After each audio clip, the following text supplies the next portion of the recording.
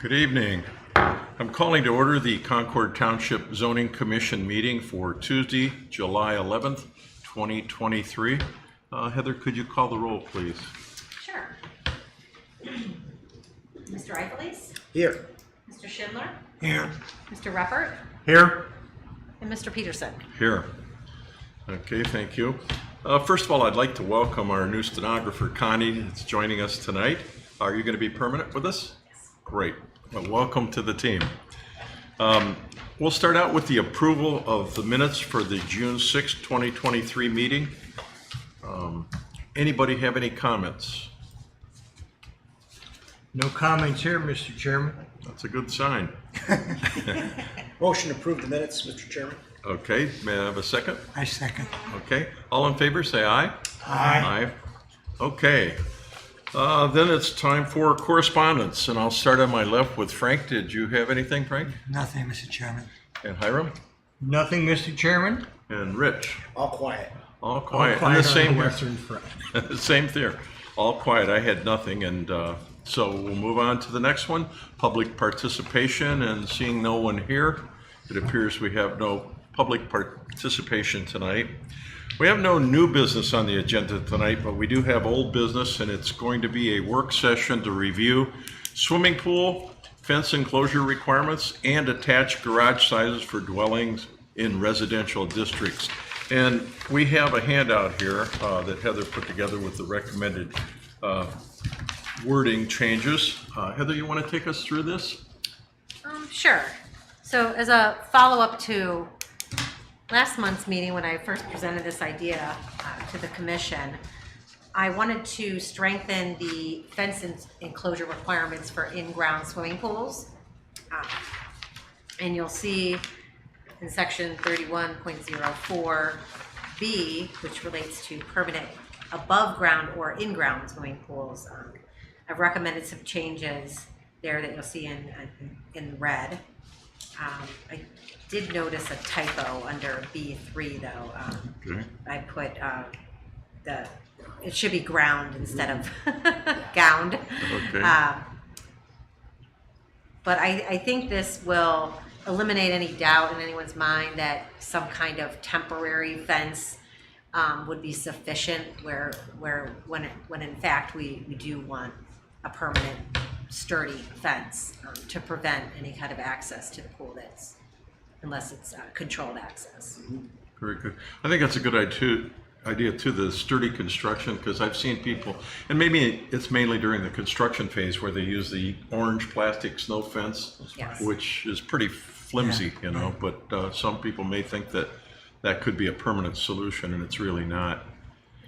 So, okay, any discussion on any of these changes in the red that we have here in section B? Anything you're uncomfortable with or you'd like to add? Or I think they look great. In terms of public safety provisions, it seems quite appropriate Right. to strengthen that language as you have here, Heather. Okay. Does anyone care to make a motion to approve these changes? So move. Okay. I'll second it. Move to second. Well, Mr. Chairman, if you wanted to move this to Yeah, it's a work session. for an official amendment, That's what I'm we thinking. would need to look at the calendar here and see when we could have the. Yeah, let's public- check our calendar. Okay. But I think that's, we can move forward with it. Okay. When's our next meeting date would be August the 1st. August 1st. August meeting? Sorry. And let me just check one thing.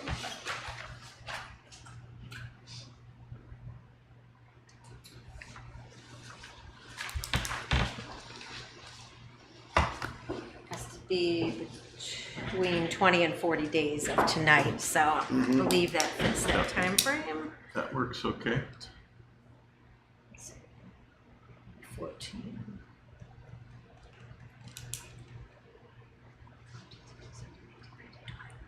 That would be 21 days, so that would, right? Okay, so yeah, if we wanted to initiate that and set the public hearing for August 1st at 7, Okay. we could do that. So you want to modify a motion to put it on for a public For hearing? a public hearing? Public hearing to be August 1st for the, Next meeting, right. for the changes that we have on section 31 for swimming pools. I have a second on that? I'll second that amended Okay. motion. All in favor of that? Aye? Aye. Aye. Okay. We'll put that on for August 1st then. Then the other item for discussion is the garage sizes. And Heather's given us not only the recommended wording change, but some examples here of some of the homes in the area with larger garages that we can use as a reference. So, again, background on this, Heather, you want to, for the, Sure. My initial reason for bringing this up to you at the last meeting was due to some concern I had regarding actually a home that recently put on a substantially large garage addition. That garage addition was about 3,000 square feet, which in the house itself, I believe the square footage, the living area for the home was about 2,000 square feet. And my concern was not only like the garage being larger than the house itself, but actually the way the house was designed in this garage, the garage is, and I don't know that we're addressing this in the zoning resolution or not, but the garage is more dominant than the home itself in height, in square footage. And upon looking at some older versions of our zoning resolution text, I saw that we used to have something in there that limited the size of the private garage attached to a home in relationship to the living area of the home. And I thought, well, if we had it in there before, maybe we should consider adding it back in. This could be a one-time issue that maybe I'll never deal with again, but it could be something that we might want to have in there just to ensure that, you know, someone constructing a dwelling in Concord, is the main use of that dwelling is going to be to live there and not just to have a huge garage in a tiny house. Do you know why we ever removed it in the first place? I think it was inadvertent when we combined a lot of those separate sections. Yeah, because I thought, I can remember going back, Yeah. 25% I thought was the number. And I thought to myself, when did that change? Right, and I believe that happened like in 2015, when we consolidated the residential district sections into one section. Right. I think that was omitted at that point. So inadvertently it got omitted and we didn't just Right, catch it. right. so the old number was 25%? It was 25%, Yeah. right. So in what I did is I ran a report, and the reason why I only did these years was because we kind of have our software, we started a new software system in 2019, so it was easier just to start that. I mean, I could go back and look at old stuff too, but then this also gives you a good idea of what kind of homes are really being constructed today. Just so you had some basis of if you were going to pick a number, like what should it be, could it be, you know, what would be reasonable, what are typical garage sizes that people are constructing now in Concord, while being kind of, you know, while trying to be cognitive of, you know, nonconformities and trying not to create a bunch of nonconforming properties too. So if you look at the data that I provided here, I basically sorted it from lowest to highest of the homes, like as the garage as the percent of the living area of the home. So if you're looking at like the first page, you know, ranges anywhere from 14% all the way up to over the 64%. But so the old 25%, you know, there are several homes that would comply with that, about half probably, but the other half would not. You know, they're over that. So As far as more and more they're counting finished basements as living area, would that factor in here? we did not include that. Okay. Right. Should we That was not included in those figures here. This is just first Yeah. floor and second floor, if Okay. any second. If we were to change the or come up with a number here, though. Mm-hmm. Should we clarify that in there that says not counting Oh, finished basement? Because I could see somebody with a large finished basement saying, Yeah. well, that adds 1,500 square feet to my house, and I can then have 40% of that. So that's something we should look at if we're going to do that. yeah, just a thought, because Well, are we going on footprint or square foot? Read that question. Gross floor area. We were gonna use gross Top and floor bottom, area. first floor and second floor. Well, and let's see, we Yeah. should have a definition of that.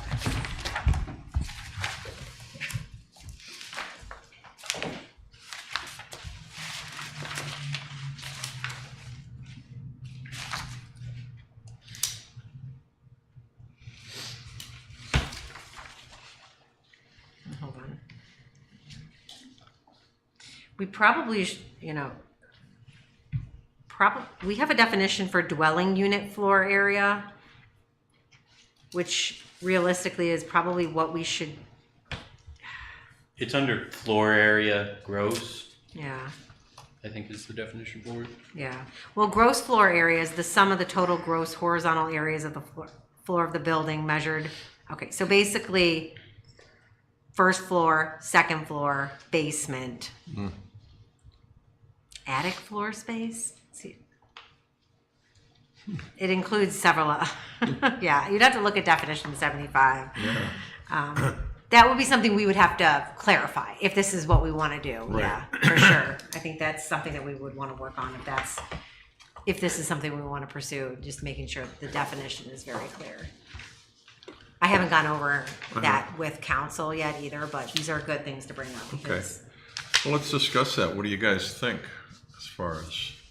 Well, I know my home, as an option, I was able to have an extended basement, which I did take, and that would be adding into the floor area, because I've redone it. It's a recreation room down there Yeah, now, so I consider a living area. yeah, and probably for tax purposes it is, right? Yeah, Yeah, yeah, because they come out and they check the house. Yeah. One time they came out and, although they didn't see it from the outside, you can't, but if you go inside the house, they can see it. It's recreational area. yeah.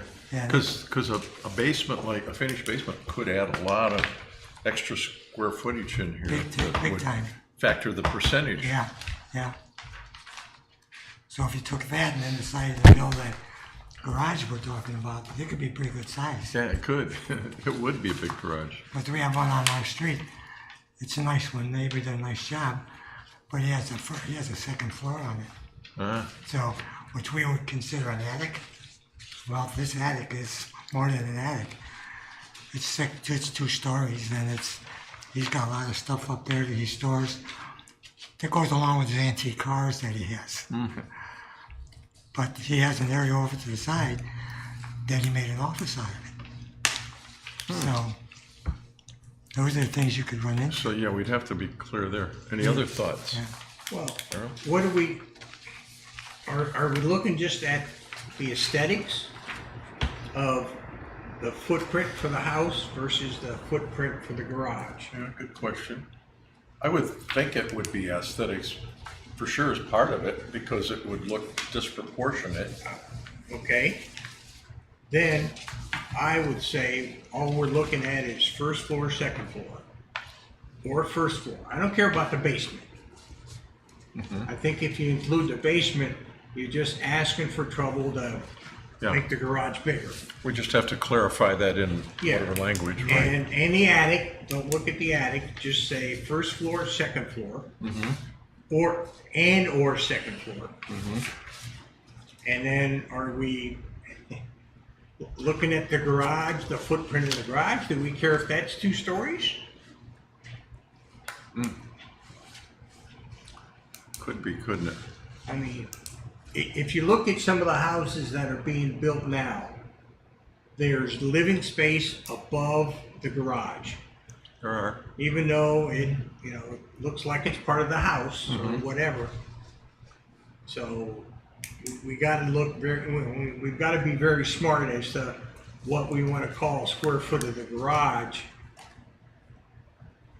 footprint or garage plus living space above? It seems to me that the living space above should be part of the square footage of the house. Because it's, Well, you're it's a living area. You're right, I agree. But And- again, now you're making the square footage of the garage even bigger. you are. Rich, your thoughts? Mr. Chairman, I'm struggling with this for several reasons. Procedurally, a residential site plan goes through whose final review and approval in Concord Township? Well, the only, For a house. I'm sorry. For a house. Oh, the zoning department is the only department that reviews any kind of permit for a new Home. home in Concord. I mean, it goes through all the other county approvals Yes. for various Yes. items, but Right. it's the zoning department. So, in addition to that, HOAs may have some review authorities. True, yes. Based on their rules. The reason I'm bringing that up is I feel like this is one of design. And Hiram brought up aesthetics. I'm having a difficult time grasping square footage as a restriction on a garage. The households today, the HOAs today, restrict storing anything in your driveway. A skidoo, other recreational vehicles of smaller nature, large mowers and such.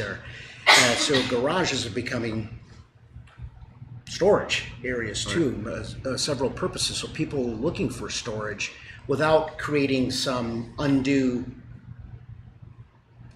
harm to their neighbors or aesthetics or meeting their HOA again rules in terms of sheds or outbuildings, or simply that's just a half-acre lot. There's a whole lot of room to store. So the one that brought this to, I think, our attention was this unusual this high-story garage on Prouty. Went to see, and I'm thinking from a review perspective. Is this something the zoning department could use some guidance to have leverage on the applicant based upon your opinion of the design? Or does the square footage alone seems to me doesn't give the reviewer, whoever that is, enough leverage to go back in terms of comments to the designer, the owner, the applicant, the architect. It's more of design. I mean, if you're doing this correctly, especially with garage doors that aren't facing the street, it shouldn't be that obtrusive looking. Because it's 1,000 square foot, it's pretty larger than normal because of storage. So that's just my seat of the pants kind of thing, and I guess I would ask Heather is if that's what you could use to help. Could you use something besides square footage, or do you think square footage helps you control the outcome? Well, I know it's a tough yeah, question. I feel like part of it is a design thing, but I don't think we have the authority to add that into our zoning resolution under our traditional authority to enact any kind of zoning. So I don't think that fits. Like a garage can't be 2 stories. Yeah. It'd be one thing if we had like an architectural I'm review sorry. board. This is for attached garages. Yeah. We're only talking attached. Right, That's why I yes. say 2 stories. Yeah. No 2 Yeah. stories. When you say 2 stories too, how do you define that? Because I know there's some garages in Quail Hollow and some of the condos that are really high, the ceiling of the garage, and they have lifts in there so they can store 2 A cars. friend of mine's got his Corvettes. Yeah, mine too. I know, right? It's up So on that rack. that's kind of lends to Yeah. my concern about restricting people from storing their. You bring up a good collectibles. point too, because I think it kind of depends on the lot size. And it depends on the lot size. If you're in your typical half-acre lot Half-acre. size, that's one thing. But when you have 3 acres and you have a bigger garage, it's not out of proportion. It's It not can out of proportion. Aesthetically Yeah. look nice. Yeah. And Now, we do have setbacks, you know, to the property line and to the front and the back, so I mean, those come into play and help control sizes, right? So Yes. if somebody wanted to put a great big garage, it'd have to fit within the setback. Yeah. I don't know how you Yeah. do that. Yeah. I mean, if this was restricted to the R1, this provision, the half acre district, is that what we're thinking of? Restricting to a, I thought it would be for all residential districts, but we didn't really get into discussing what specific districts. Okay. But- okay. So if you put a percentage on it, just based upon this, you're gonna have 18 variances going to BZA because they're over 40%. So we're just adding that extra work to the Board of Appeals. And probably, except for maybe the last one at 60, whatever it was. Well, the last three, I'll bet you the BZA is going to say, okay, go ahead. So.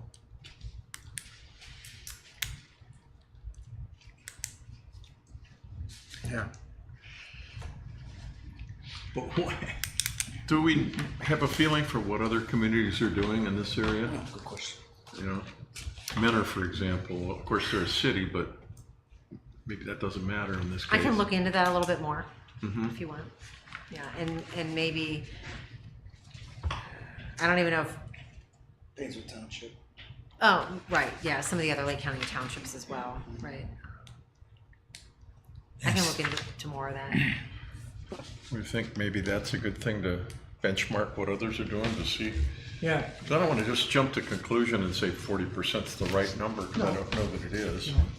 Could be. Or to my point, any number. Or any, Yeah, any number, right, right, yeah. exactly. Is it unnecessary? Is Right, it, is it necessary? yeah. Well, we did the same thing with open space. Yeah, We finally ended up at 35, didn't we? I think. did. and that We took just the better threw a part of dart. a year. Yeah, we threw a dart. We threw a dart on right? the That's what we did. Well, I think when you get into other zoning areas, if the home is bigger, of course, the garage would be bigger. Because you have more area going from a half acre, like we are, up to 3 acres or 5 acres. Well, there, it's not, I don't think would be considered an issue, really, Right. you know? I know, I've seen Wade Hill, big estates there, they have huge garages. Right. Beautiful. But there And again, it looks nice. there again, the house is bigger, so the square footage is bigger that we use.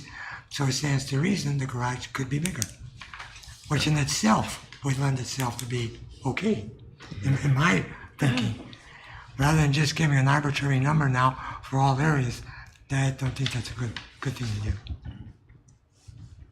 Of course, you could look at it and say, a 8,000 square foot house, for example, 40% would give you over 30 or 3,000 square feet for a garage if you wanted it. And that's So, true, yeah, I mean, that comes into play also. right. But what do you think? Maybe we look into this and reconvene on this issue? Get some data from Yeah, what other communities are doing? Let's get some data, yeah. In agreement with that, Rich? Yes. And Yeah. Hiram? Yep, Yeah, I that's think it would good. be good when communities to see. I think it's an issue worth addressing, but maybe moving it forward and get a little more information. Okay, I can do that. let's continue that at a future date then. The other item on old business was our work session to the PUDs and Residential Conservation District, which is still tabled. So we have nothing else on the agenda tonight unless someone has something they'd like to bring up. Anything? I have nothing, Mr. Chairman. Okay. Nothing here, Mr. Chairman. No, Mr. Okay. Chairman. Mr. Anything Chairman, else? oh, can I, just a brief update. I did reach out to legal counsel on the draft changes to section 16. Okay. And actually, I don't have an answer for tonight, obviously, otherwise we'd have that off the, being tabled. But I also, spoke with Mike Lucas today regarding some other matters that I need to meet with him on, and I asked him about this again. So, we do have a meeting scheduled for next week. Hopefully, okay. he'll look at it and Okay. give us some guidance. And hopefully in August we'll be able to put that back on the agenda. Put it back on the agenda in August. But Okay. so I'm trying. Okay, I'm good. trying on Thank that. Okay, very good. A couple other things, just real quick. Please. I guess it wasn't official correspondence to you, but it was through me. There was that resident over on Stewart Drive that had called me and requested you guys to go and take a look at an accessory building that was constructed next to her. This was on June 8th. Oh. I wasn't sure if anyone was going to bring that up or not because it didn't come from the resident. It came through me from her. But if you recall, there was a resident over in Stewart Drive that was a little upset about an accessory building that was constructed Right. next to her. It meets all of the size restrictions. It's just under the maximum size permitted. The property is just under an acre in size. It's 0.82, and they built a 1,008 square foot detached accessory building. It's 19 feet 11 inches tall, which is 1 inch shorter than the maximum height. Very clever. And she was just upset about a couple things, I think, based on my conversation, the size of it and just how it looked out of place in relationship to the home that it was next to. And she wanted to point that out to your attention and have you guys go drive by and take a look at it because that is something that our zoning does allow. And I don't think she was very happy with it. So But what can we do when it meets all the requirements? That's take a look at the regulations and see Yeah. if there needs to be some changes possibly. Okay. But it's not a design issue. Like just Well, like the right, again, garages. can we, and this is something that we, Yeah. from my understanding, I don't think under our traditional authority under the ORC, we can put any kind of design guidelines in there. Under this limited home rule authority that we do now have, I'm not sure if that's an option or not, or something that the township would want to get into. But this is, again, kind of like the Proudy Road example of the attached garage, where the attached garage is so much more dominant on the property. This is kind of like the same thing. The detached garage just looks so much larger, like design-wise, square footage-wise, it's smaller because we do have a restriction on, accessory buildings can't be any larger than the home on the property. So there's been times where I've had to look and question that before, but it doesn't come up very often. But I just wanted to put that on the record because I did hear from a couple people that did go by and take a look at it. So. I meant to do that. And I didn't. I meant to do that. Thanks for the reminder. Oh, I okay. got Yeah. it. Hey, part of the problem was Proudy has been all torn Yeah, up. And yeah, that's- I know. I think That's I right. think it's good now. They're almost done finally. Yeah, I But yeah, know. the address was 10477 Stewart. 477 Yeah, Yeah, I got you. yeah, Stewart. Thank you. sure. But Yeah. unfortunately, I didn't look at it. Yeah. That's fine. 77. Stewart Drive. It's right off of Proudy. Yeah. Just Off of north. Morley. Google Earth wasn't updated. It's off of Oh Morley. yeah, Actually, it's off of yeah, Morley. yeah. I went to go by. Really, yeah. Stewart is off of Morley, but it's Yeah. just north of Proudy. Correct. Right. Yeah, we can drive by. Is there an issue, just the aesthetics of it? It doesn't looks like an industrial building versus, Yeah, she thought it looked more commercial. yeah, I could see, Like the garage. I could see a concern of that. Okay. We can, So, discuss it again in the future. If you want to drive by and if there's Yeah, some future I'd like discussion to. about it, we can I'd talk like about to. it. Yeah. Definitely. You had another point too? The only other thing, I had another resident email me something, and maybe I'll go ahead and forward it to you after this meeting, but there was a resident that wanted the zoning commission to consider adding to the resolution lighting standards in our residential districts. And I know this came up in the past, and I don't remember if it was just to the trustees or if we talked about it with this board, but I know we do have some lighting requirements that addresses commercial, nothing that addresses residential, but we're having a lot more complaints and a couple more residents have been asking us to consider, looking at this. So there was a resident that did their own little research and sent me some information that they found regarding like dark sky kind of lighting resolutions, ordinances, and some examples. And to be frank, he has a neighbor that is shining a light directly on his property right now, that won't change the light, won't redirect it, won't do anything because there's a little dispute going on over there. So that tends to be usually the issues when people start reaching out to me on these kind of things. It's usually some kind of other dispute going on, and then one neighbor puts a light shining at the other. And I don't know that I want to get involved in regulating that per se, but it did. Another resident did ask that we maybe consider taking a look at that. So Okay. I'll forward that to you guys if in your spare time you want to take a look at that. And I honestly haven't even gotten an opportunity to look at it too closely, but Okay. there's definitely some challenges with Yeah. enforcing lighting and that kind of stuff. We talk about lighting being forced downward, don't we, in our standards? In commercial. Commercial Yes, only, yeah. And we require light dissipation plans to be submitted when they do lighting plans, so we can see, like how much is going to go off the property and Yeah, that's stuff tough like because that. I know a lot of houses, the builder even puts spotlights on the back side of the house, so if Yeah. you want to light up your backyard, you can, and, Right. It And when- would be bright. Yeah, and I don't know, like with LEDs, like how you could, Yeah, LEDs are extremely bright. yeah, they are. right. Yeah. I mean, I have one in my backyard, but it's set up with motion detector. It's only back there in case somebody walks around. Yeah. It comes on to alert me. Right. And I can set the time. There's a time delay on it, so Yeah. in my case, it's only on for a minute and it goes off. Just, But for someone to have a light like that, like say on their front of their house in the garage, that stays on all night, I can see how it would be aggravate all the neighbors around because it's bright. Yeah. And right now, this individual has like an outdoor pole lamp or something. It's a light that they put on the house and faced it towards the neighbor that they're feuding with. No. It was done on purpose. Oh, it was done on purpose. Oh yeah. Oh, no, that's something that's hard to. Yeah, that's a tough one to regulate. That's tough. Yeah. Yeah. I know. So Okay. I just wanted to let you guys know about that. Anything else, Heather? No. Okay, that's great. So when I first moved to the township and I was representing the hospital when the hospital was being built, I had to meet with the former trustees about lights. And I was told in Concord, light is pollution. So stay away from lights.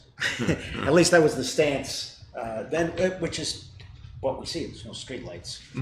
Concord, right? But this was really for emergency vehicles to get to the hospital. So Okay. they allowed the lighting there. But That's I think I like it this way. Yeah. Well, people like it because, it's not like being in the city for one thing. Exactly. So, When our development was built, each home had a pole lamp had a out pole. on the front, you can put it, and which we still do. Yeah. Some of the people, they work and some don't. But the street is basically, quite dim. But you can walk and still feel comfortable, I feel. Of course, a lot of the newer developments have streetlights. Yeah, I know. Light poles and. Yeah, No. yeah. yeah, and there the Eagle Point development off of Colburn. That one they're not going to do streetlights there. Oh, they're not. No, that was as part of the rezoning and approval and some of the feedback we were hearing from the neighbors that did not want streetlights. The developer agreed to not putting streetlights in that development.